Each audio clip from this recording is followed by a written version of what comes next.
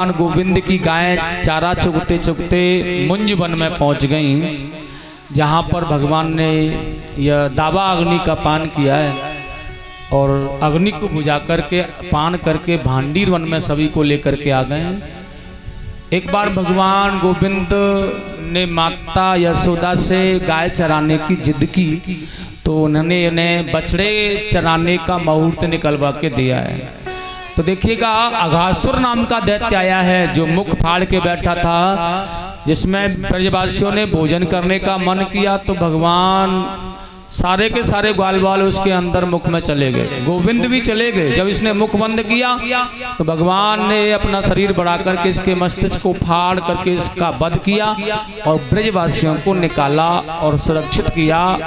अमृत सुधा देवताओं से पान कराया और सजीव किया है ग्वाल बालों को। मेरे गोविंद एक दिन देखिए, ग्वाल वालों के घर का माखन तो ये खाते थे, साथ में यहाँ भी टोसा जो ले जाते हैं ना बछड़े चराने के लिए, वहां भी साथ ले जाते हैं। आज एक दिन मधुमंगल के घर का खाना खाने का मन किया है तो मधुमंगल ने खट्टी छाछ थी पी ली, अपनी अधरों से चिपकी थी, सो भगवान उनके अधरों को चाट रहे थे। ब्रह्मा जी को मोह हो गया, इसलिए ब्रह्मा जी ने ग्वाल वालों को पर्वत में छिपा दिया और बछड़ों को भी पर्वत में छिपा दिया। ठाकुर जी जान गए कि यह ब्रह्मा जी की माया है, इसलिए अपने अंदर से जैसे तैसे ग्वाल बाल बछड़े बनाकर आना जाना होता रहा। 1 वर्ष हो गया, ब्रह्मा जी लौट करके आए तो देखा वहां जैसे के तैसे ग्वाल बाल, जैसे के तैसे बछड़े और उनके साथ भी जैसे के तैसे। अब बेचारे भगवान वृक्ष के नीचे लेटे पैर पर पैर चढ़ाए, मुरली हाथ में। ब्रह्मा जी बड़ा डर रहे हैं कि यह परम ब्रह्म परमात्मा है, मैं इनके पास जाऊं तो कैसे जाऊं, ऐसा न हो कि मुझे अब मेरे सिंहासन से ही बहिष्कार करना ही। समर्थ को नहीं दोष गुसाई, यह किसी भी ब्रह्मा को बदलने में सामर्थ्यवान है, कैसे जाऊं। लेकिन साहस करके गए हैं तो एक बात कही है, आपको विष लगा करके मारने वाली पूतना आई थी, कितने दयालु हैं आप, मुक्ति प्रदान कर दी। मैया यशोदा माखन खिला रही है, क्या मिलेगा उस बेचारी को। भगवान ने कहा मैं उसे भी मुक्ति दूंगा। देखिएगा, विष पिला करके मारने वाली को भी मुक्ति और माखन खिलाने वाली को भी मुक्ति। कितनी करुणा मेरे गोविंद के अंदर है। भगवान बोले, मैंने आपसे कहा था ना कि लड़ाई झगड़ा हो जाए तो बातें बरकरार चलती रहनी चाहिए। जब तक बोल नहीं रहे थे, ब्रह्मा जी कह रहे हैं एक बार बस बोल जाएं सुलह हो जाएगी, और रूठे हुए बैठे ना भगवान। अब भगवान ने एकदम से कहा मैया यशोदा को मुक्ति प्रदान करूंगा मैं, क्योंकि मुक्ति से बड़ा साधन नहीं है। ब्रह्मा जी ने देखा अब यह बोल गए हैं, इनका मतलब मन हल्का हो गया है, ब्रज की परिक्रमा दी है। ब्रह्मा जी ने हाथ जोड़ करके प्रणाम किया, मुझे क्षमा कर दें भगवान। तो भगवान ने कहा है ब्रह्मदेव तुम्हें मैं क्षमा तो कर दूं, लेकिन तुम्हारी पूजा ब्रज में नहीं होगी। ऐसा श्राप भगवान ने इन्हें दिया क्योंकि तुमने मेरे ब्रजवासियों को मुझसे दूर रखा है, जिनके बगैर कदापि मैं नहीं रह सकता हूं। ऐसा श्राप ब्रह्मा जी को दिया है। लेकिन ब्रह्मा जी ने ब्रज की परिक्रमा की है, यह बड़ा अच्छा काम किया था महाराज। आगे यह चले गए, इनका सिंहासन बचा रहा, सुरक्षित रहा। उसके बाद में एक दिन भगवान गाय चरा रहे थे तो देखिएगा चारों तरफ से काली काली घटाएं गिर करके मेघ उमड़ उमड़ करके ब्रज में आने लगे, घनघोर वर्षा होने लगी है। वर्षा ऋतु बंद हो जाने के बाद शरद ऋतु बहने लगी। मेरे गोविंद के मन में विचार आया, एक लीला की नट का वेश बना करके इन्होंने पैरों में बांस बांध लिए, कानों में कन्नेर के फूल और ब्रज मंडल ब्रज ग्वाल बालों के साथ ब्रज की ओर आ रहे हैं, कलाएं खेलते हुए। तो ब्रज गोपिकाओं पर इस रूप का इतना बड़ा असर पड़ा है कि आज सारी ब्रज गोपिकाएं कार्तिक पूर्णिमा से कात्यायनी देवी का व्रत आरंभ करती हैं भगवान को पति बनाने के लिए, और माता कात्यायनी देवी से प्रार्थना करती हैं, हे माँ, बड़ा अच्छा मंत्र जपती हैं ये, कात्यायनी महामाये महायोगिन्यधीश्वरी नंद गोप सुतम देवी पति में कुरुते नमः। भगवान कृष्ण को पति बनाने की लालसा में 108 बार मंत्र का जाप कर वहीं बालू की प्रतिमा बनाकर कात्यायनी माता की पूजा करती हैं, लेकिन बशर्त नगिन अवस्था में यमुना जल में स्नान करती हैं। भगवान कृष्ण को पता चला तो अरुणोदय काल में निकल करके आकर उनके वस्त्रों को उठा करके कदम के ऊपर टांग करके बंसी बजाना प्रारंभ किया। स्वामी सुखदेव जी ने कहा, राजा परीक्षित, जब भगवान वस्त्रों को लेकर के चले गए हैं ना, उनकी उम्र है ना वह 7 वर्ष की हो गई है, या ऐसा मानो कि होने वाली है। मुरली बजा रहे हैं, गोपियां देख रही हैं कि कृष्ण है यहाँ आसपास कहीं। देखा इधर उधर तो वस्त्र भी नहीं है, लेकिन कृष्ण भी नहीं है। जब ऊपर की ओर देखा तो वस्त्र भी और कृष्ण भी। अब गोपियां कह रही हैं, कृष्ण हमारे वस्त्र हमें दे जाओ, नहीं तो नंद बाबा यशोदा मैया से शिकायत कर देंगी आपकी। धमकियां दे रही हैं। पहले ये गोपियां देखिए, भगवान ने कहा नंद बाबा से शिकायत करो या यशोदा मैया से, मैं तो तुम्हें वस्त्र देने नहीं आऊंगा। गोपियों वस्त्र चाहिए तो जल से बाहर निकलो और वस्त्र ले जाओ। मैं झूठ नहीं बोलता, तुम्हारे वस्त्र तुम्हें दे दूंगा। गोपियों ने दूसरी धमकी दी, महाराज कंस को तो जानते हो ना। कृष्ण ने कहा हाँ, वहां सूचना पहुंचा देंगी तुम्हारी कि नंद का जो लड़का है ना, लाला है ना, वह क्या कौतूहल करता है। कन्हैया ने कहा हाँ पहुंचा दो, कोई फर्क नहीं है। दूसरी धमकी भी बेकार। अब हाथ जोड़ करके प्रार्थना कर रही हैं, आप ब्रज के आश्रय दाता हो, हे कन्हैया, आपने पूतना का, शक्तासुर का, तृणाव्रत का, बकासुर का, अघासुर का, नाना प्रकार के दैत्यों का वध कर ब्रज मंडल की रक्षा की है। आप ब्रज के आश्रय दाता हो, आप ब्रज के रखवाले हो, और आप ब्रज में रह करके हम गोपिकाओं के साथ इतना अत्याचार कर रहे हो। नहीं कृष्ण, हमारे वस्त्र दे दो। भगवान ने कहा मना किसने किया है? अरे वस्त्र चाहिए तो जल से निकल के आओ और ले जाओ। गोपियाओं की यह धमकी भी बेकार। अब गोपियां जो अनुष्ठान कर रही है, किसके लिए कर रही है? भगवान को पति बनाने के लिए। और एक बात का ध्यान रखना है, परमात्मा को पति बनाना वासनाओं के साथ में बड़ा असंभव है। भगवान का शरीर से भी कोई रिश्ता नहीं होता है, वासना तो बहुत परे है। परमात्मा का मिलन केवल आत्माओं से होता है। परमात्मा केवल आत्मा का स्वामी है, शरीर का स्वामी भगवान नहीं है। शरीर की सौंदर्यता का बखान अगर करके भगवान को मनाने का प्रयास करें तो नहीं मानेगा, या सुंदर श्रृंगार करके ठाकुर जी के पास में जाएं तो नहीं मानेंगे। मन पवित्र होना चाहिए, और मन बुद्धि इंद्रियां पवित्र होंगी तो आत्मामय परमात्मा हो जाएगा। फिर भी आत्मामय, आत्मा को प्रसन्न करने के लिए, क्योंकि आत्मा जो जीव है वह प्रसन्न होगा, उसे आनंद मिलेगा, परमात्मा उसे मिलेगा तो प्रसन्न हो जाएगा वो। और गोपियां भगवान को पाने के लिए जा रही हैं, लेकिन वस्त्र रूपी आवरण का पर्दा, भगवान कर रहे हैं जल से बाहर निकलो, लेकिन गोपियां जल से बाहर नहीं निकल रही हैं। वस्त्र रूपी आवरण का पर्दा गोपियों ने बीच में अटका रखा है, हमारे वस्त्र दे दो हमें तो जल से बाहर निकलेंगी हम। लेकिन भगवान किससे प्राप्त हुए हैं? जिसे अपने देह गेय की कोई सुध नहीं हो, जिसे देह गेय का कोई ख्याल नहीं हो। राजा परीक्षित को कथा सुनाने के लिए विराजमान यहाँ वशिष्ठ भी थे, उनके पुत्र शक्ति भी थे, उनके पुत्र पाराशर भी थे, उनके पुत्र व्यास जी भी थे। और भगवान वेद व्यास ने अपने पुत्र सुखदेव को भागवतमय किया, लेकिन उद्धार परीक्षित का किसने किया है? सुखदेव जी ने। क्योंकि सुखदेव वासनाओं के प्रतीक नहीं है, उन्हें अपने देह गेय का कोई ख्याल नहीं है। वह आनंदमय जीव है जिसमें परमात्मा विद्यमान है। जिस जीव में, वह है सुखदेव। जब पिताजी जा रहे थे ना तो कुछ स्त्रियां स्नान कर रही थी सरोवर में, सुखदेव जी चले गए, नग्न अवस्था में ही रही, वस्त्र नहीं पहने, व्यास जी के आने पर वस्त्र पहन लिए थे। तो कहने का तात्पर्य सुखदेव को नारी या पुरुष की कोई प्रधानता है ही नहीं, कौन नारी है कौन पुरुष है, उसे देह गेह का कोई ख्याल नहीं है।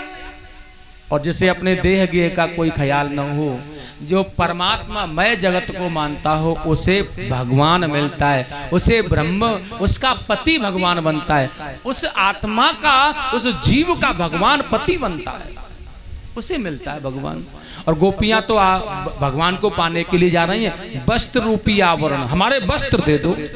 भगवान ने कहा है मैं तुम्हारे वस्त्र नहीं दूंगा। गोपियां कह रही हैं हम तो आपकी दासी हैं ना, सर्वस्व आपके लिए कर रही हैं। भगवान ने कहा मुझे नहीं लग रहा कि तुम दासी हो, मुझे लग रहा है कि तुम मेरी स्वामिनी हो, मैं तुम्हारा दास हूँ।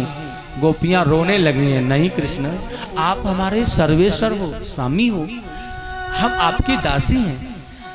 भगवान ने कहा लग तो ऐसा रहा है कि तुम मुझे आदेश कर रही हो ना कि वस्त्र दे जाओ, मैं तुम्हारे वस्त्र देने जाऊं। सेवका का फर्ज होता है स्वामी की हर आज्ञा का पालन करना गोपियों, लेकिन तुम मुझे आदेश कर रही हो, इसलिए मुझे ऐसा लग रहा है कि तुम मेरी स्वामिनी हो। गोपियाओं ने देखा है यह पवित्र, इनका वैराग्य हो गया है, मन पवित्र हो गया, इंद्रियां जितेंद्रिय हो गई, अपने देह भगवान के कृष्णमय पदार्थ भाव में ऐसी लवलीन हुई कि अपने शरीर का कोई ख्याल ही उन्हें नहीं रहा और जल से बाहर आ गई। भगवान ने वस्त्र दे दिए, फिर भी बाहर खड़ी रही, उन्हें कोई वस्त्रों का ख्याल, अपने आप का ख्याल ही नहीं है।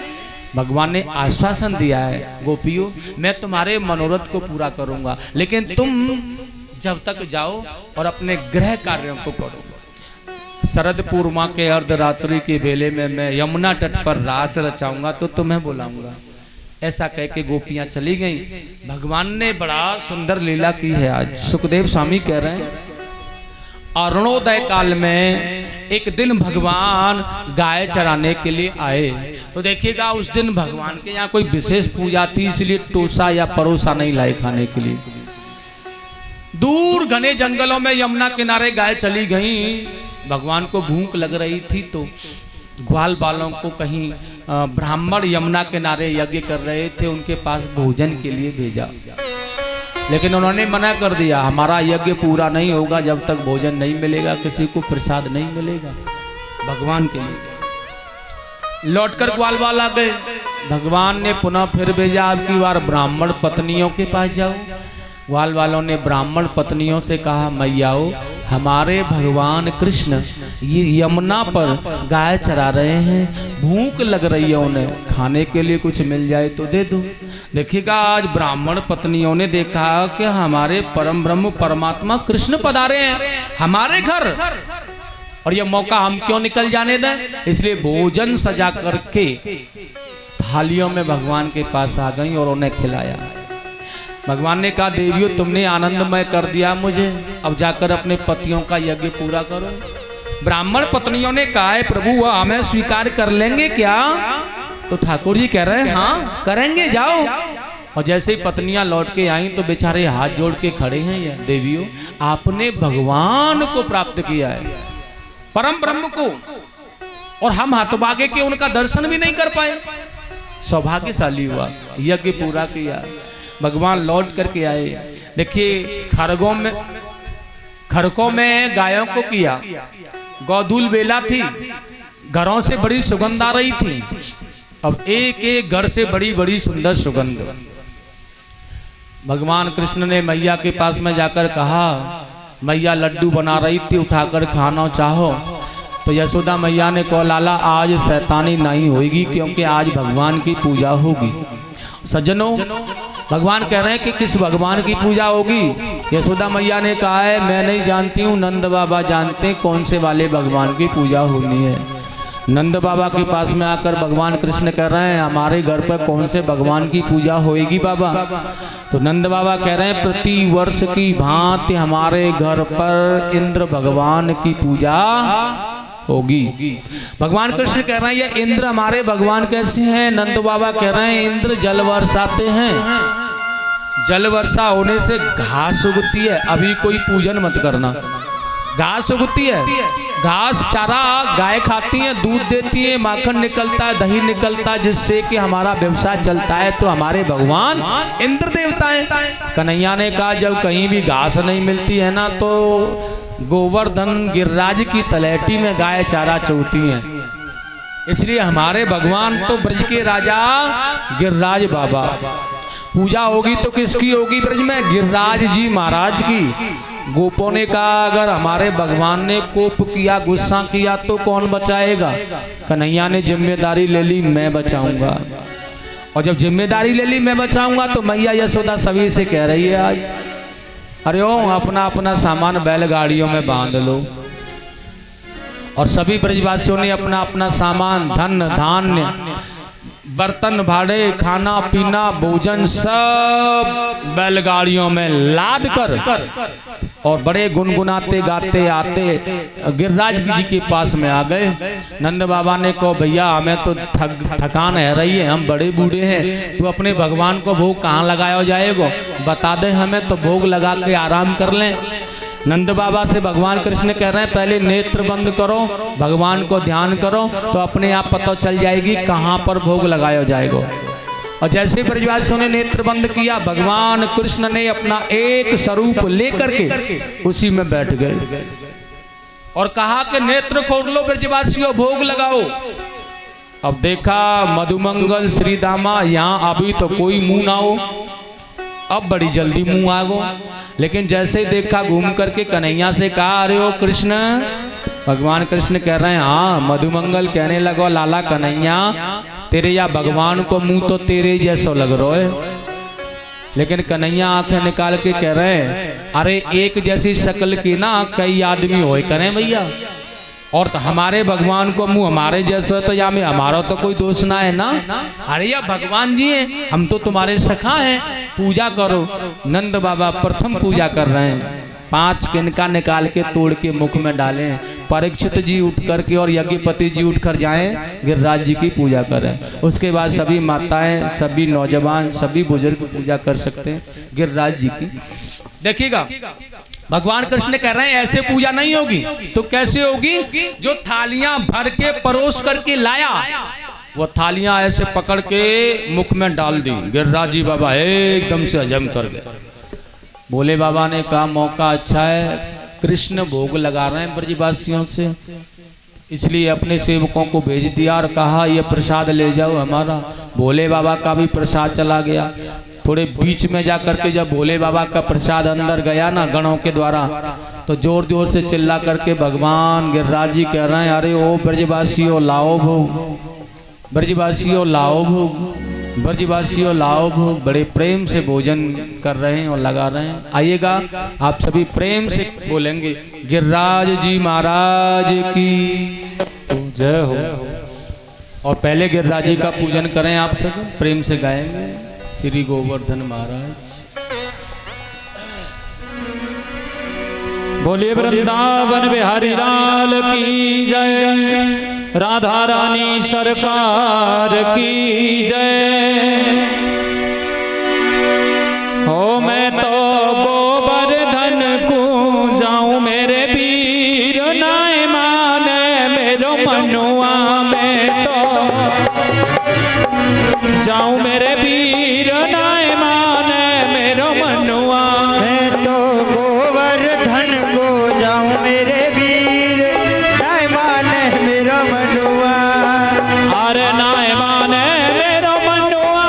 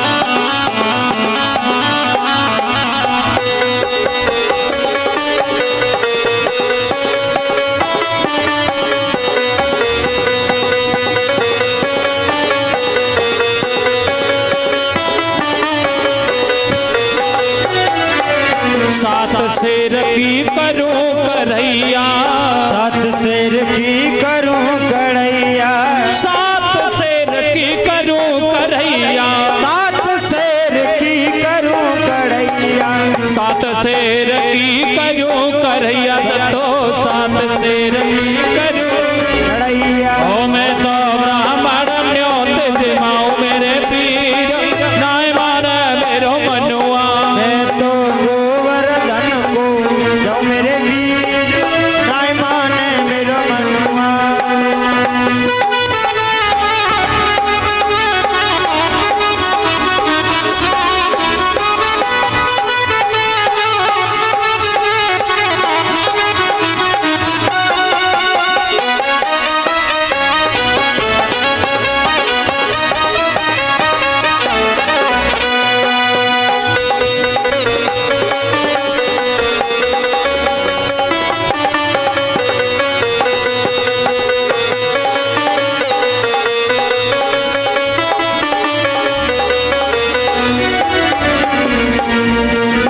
सात कोस की दऊं परिक्रमा, सात कोस की दूं परिक्रमा, सात कोस की दऊं परिक्रमा, सात कोस की दूं परिक्रमा, सात कोस की दऊं परिक्रमा। सात कोस की दूं परिक्रमा।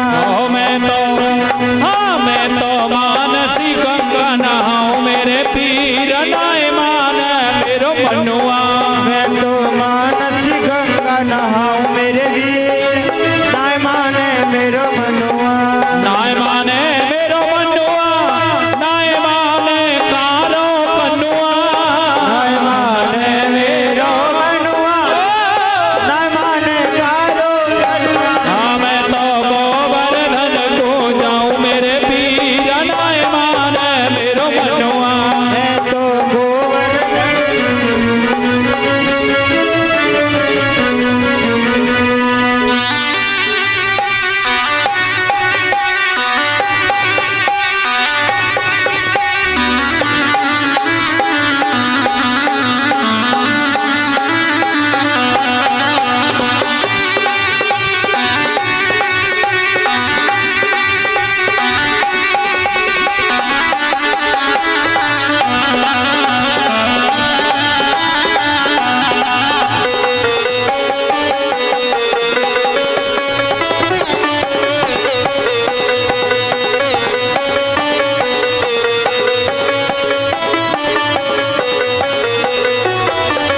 श्री गिरिराज पे दूध चढ़ाऊं, श्री गिरिराज पे दूध चढ़ाओ, श्री गिरिराज पे दूध चढ़ाऊं, श्री गिरिराज पे दूध चढ़ाओ, श्री गिरिराज पे दूध श्री चढ़ाऊं। गिरिराज पे दूध चढ़ाओ। अरे मैं तो पेड़ा भोग लगाऊं मेरे पीर, नाय माने मेरो मनुआ। मैं तो गोवर्धन को जाऊं मेरे वीर, नाय माने मेरो मनुआ।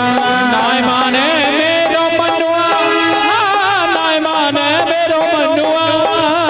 नाय माने मेरो मनुआ, ओ नाय माने मेरो मनुआ। अरे मैं तो गोवर्धन को जाऊंगी, नाय माने मेरो मनुआ। मैं तो गोवर्धन को जाऊं मेरे वीर, नाय माने। मुड़िया पुनो के मेला पे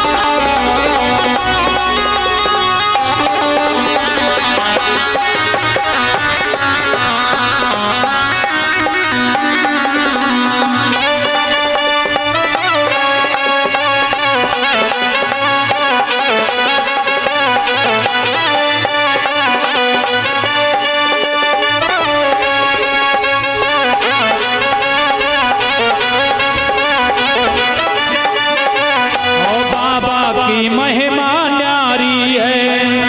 की महिमा हाँ बाबा की महिमा न्यारी है। बाबा की महिमा न्यारी है। ओ सब जाए रहे नर नारी है। वो सब जाए रहे नर नारी है। ओ सब जाए रहे नर नारी है। जाए रहे नर नारी है। अरे तुम ही बताओ मोको फिर अब मैं कैसे रह जाऊंगी, पेड़ा को भोग लगाऊंगी। बोलिया गुनों के मेला में मैं गोवर्धन को जाऊंगी, भोग लगाऊंगी। मुड़िया पुनों के मेला पे मैं गोवर्धन को जाऊंगी रे, पेड़ा को भोग लगाऊंगी। बोलिया गुनों के मेला में मैं गोवर्धन को जाऊंगी, लड़ुआ को भोग लगाऊंगी। बोलिए गोवर्धन भगवान की जय। छटा तेरी तीन लोक से न्यारी है, गोवर्धन महाराज। छटा तेरी तीन लोक से न्यारी है गोवर्धन महाराज। छटा तेरी तीन लोक